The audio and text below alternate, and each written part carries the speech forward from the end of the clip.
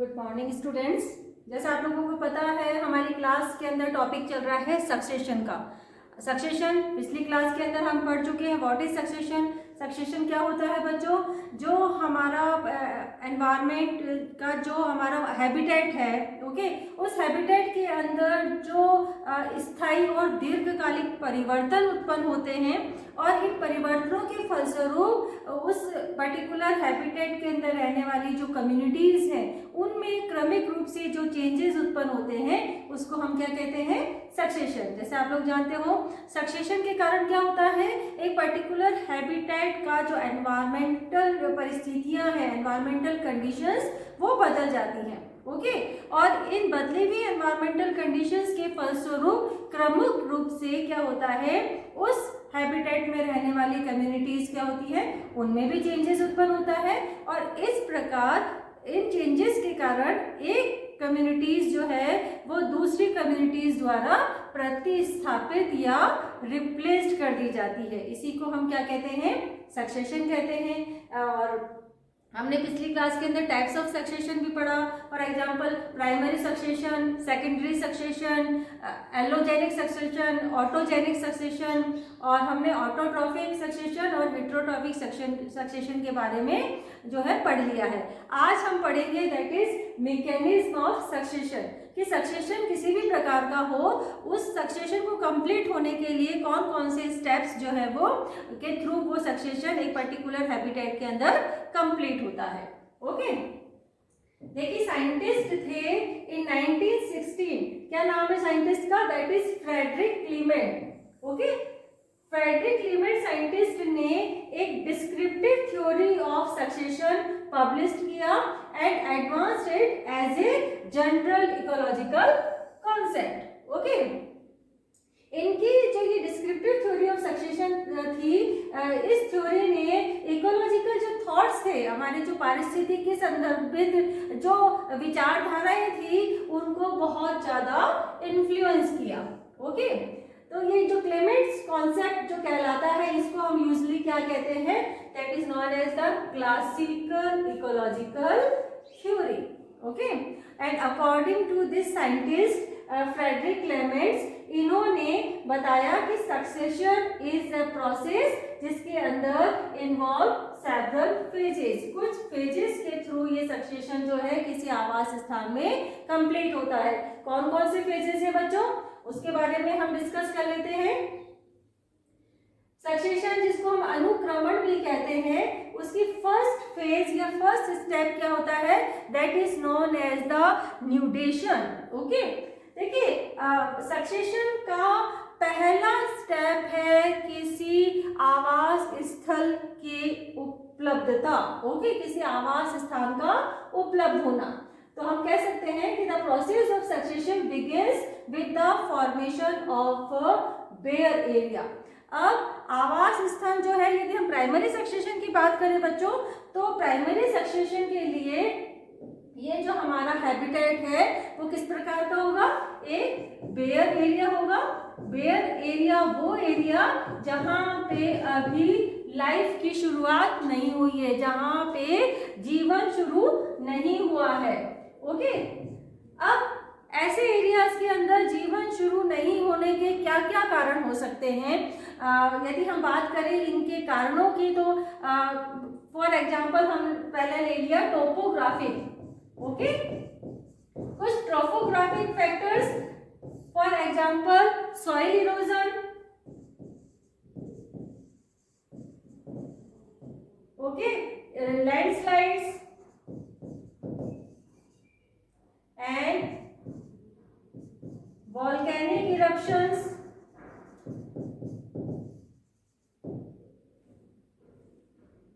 ये कुछ टोपोग्राफिक कारण जिनके थ्रू एक स्थान जो होता है वो बेयर एरिया बनता है।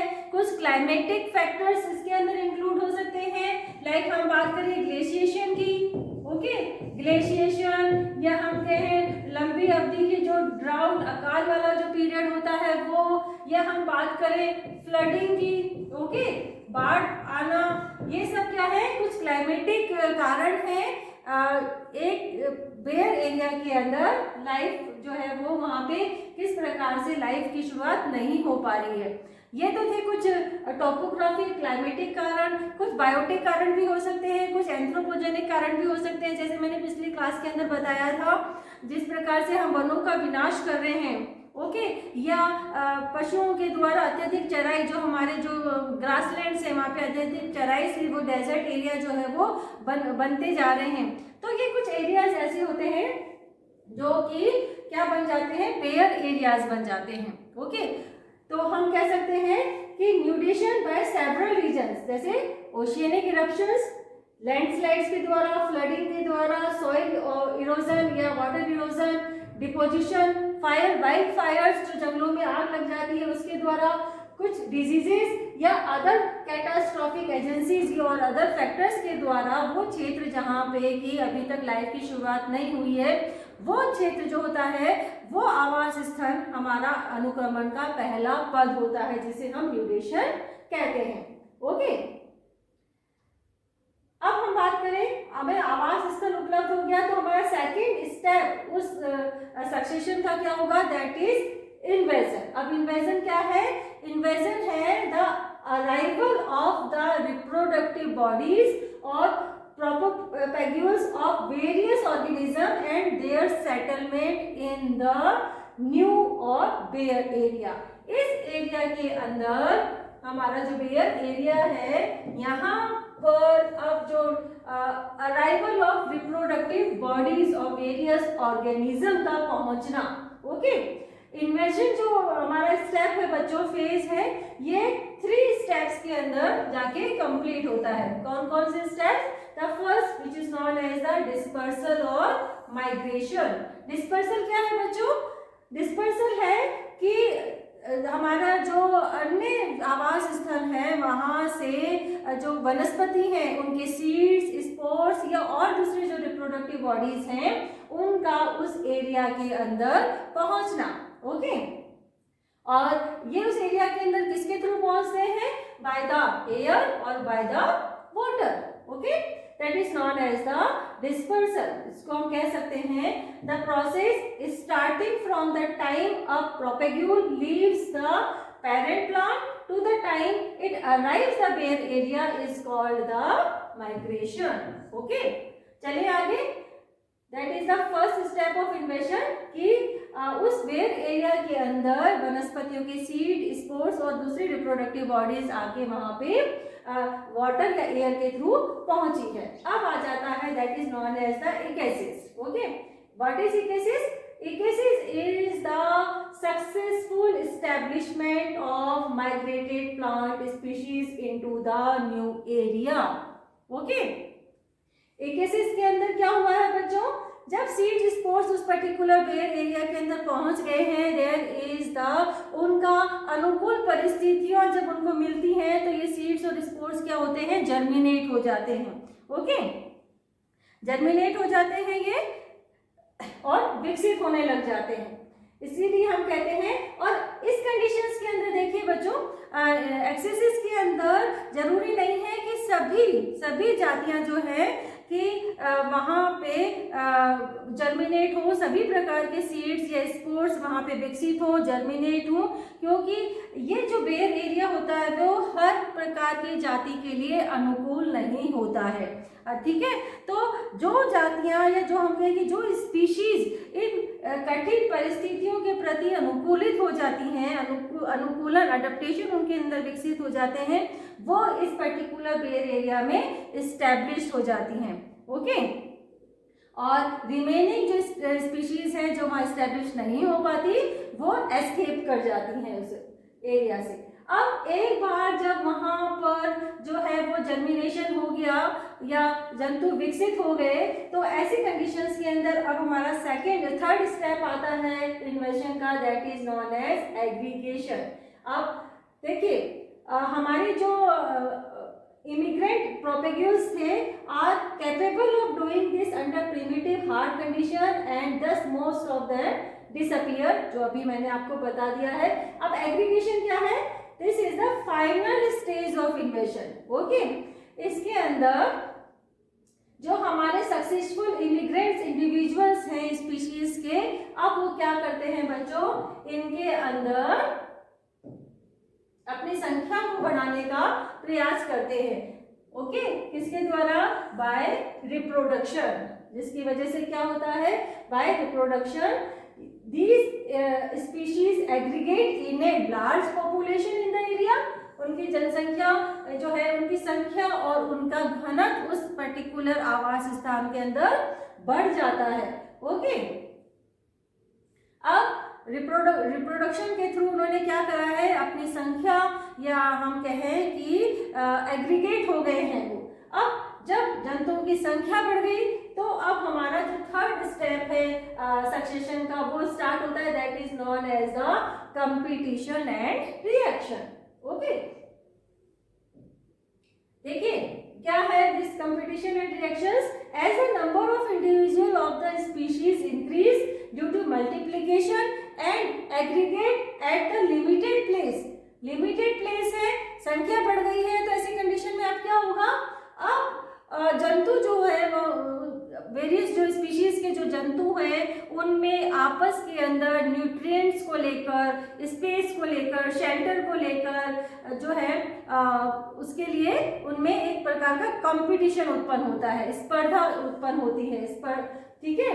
And the competition for space and nutrients is started among them, that is known as the, यदि एक ही जाति के जंतुओं के बीच में हो रहा है तो हम उसको क्या कहते हैं, this is known as the intra specific competition. Okay, and they also compete with individuals of the other species, जो क्या कहलाता है, जो कहलाता है इंटर स्पेसिफिक कंपटीशन। ओके, और ये जो हमारे वेरियस स्पीशीज के जो इंडिविजुअल्स हैं ये सराउंडिंग एनवायरनमेंट के साथ में भी क्या करते हैं बच्चों, इंटरैक्ट करते हैं। ओके, तो इन सभी परिघटनाओं के फलस्वरूप क्या होता है, due to increase intra and inter specific competition and other type of biotic and abiotic interactions, क्या हो रहा है, एनवायरनमेंट उस पर्टिकुलर जो हैबिटेट का वो क्या होता है, मॉडिफाइड होता है and progressively becoming unsuitable for the existing community, which sooner or later is replaced by new invaders or another community. Biotic और अबायोटिक जो उस पर्टिकुलर हैबिटेट के जो कंपोनेंट्स हैं इनके बीच में इंटरेक्शन और इसके साथ साथ वेरियस जातियों और अपनी जाति के सदस्यों के बीच में होने वाले कंपटीशन। ओके, तो ये इंटरेक्शन, कंपटीशन, इन सभी जो एक्टिविटीज़ हैं, ये एक्टिविटीज़ क्या करती हैं, उस पर्टिकुलर जो हैबिटेट है उसके एनवायरनमेंट को मॉडिफाइड करती हैं, उस एनवायरनमेंट को चेंज करती हैं। ओके, अब क्या होता है, ये जो उनका हैबिटेट है बच्चों, इस चेंजेस के फलस्वरूप क्या होता है, इस चेंजेस के फलस्वरूप नई जो स्पीशीज है उनके लिए इस पर्टिकुलर हैबिटेट के अंदर अनुकूलताएं बढ़ती हैं और पुरानी जो स्पीशीज जो वहाँ पे ऑलरेडी स्टैब्लिश्ड थी वहाँ के लिए ये एनवायरनमेंट धीरे धीरे प्रतिकूल होता जाता है। तो ऐसी कंडीशंस के अंदर क्या होता है, नई जातियां उस आवास स्थान पर आके पुरानी जाति को रिप्लेस करती है। ठीक है, तो ये जो कम्युनिटी, जो इन्वेडर्स की कम्युनिटी है, ये क्या कहलाती है, this is known as a seral community. Okay, चले आगे। Finding the modified environment more suitable, more species enters the area and compete with the previous occupant। और ये जो रिप्लेसमेंट का जो ये क्रम है बच्चों, ये लगातार चलता रहता है। जैसे जैसे वहाँ का एनवायरनमेंट अन्य जो स्पीशीज के लिए सूटेबल होता जाता है तो दूसरे जो इन्वेडर्स या स्पीशीज हैं वो पुरानी वाली स्पीशीज को रिप्लेस करके वहाँ पे इस्टेब्लिश्ड होती जाती हैं suitability of the environmental conditions के अकॉर्डिंग। ओके, जिसकी वजह से क्या होता है, a balance among the species in which the former species is brought down to the subdominant status और इज कंप्लीटली एलिमिनेटेड। ओके, नई जातियों ने पुरानी जातियों को या पुरानी कम्युनिटी को वहां पे रिप्लेस कर दिया है, तो जो नए पुराने जो स्पीशीज हैं या पुराने जो कम्युनिटीज हैं बच्चों, वो या तो सब डोमिनेट स्पीशीज के रूप में वहाँ सर्वाइव करती हैं,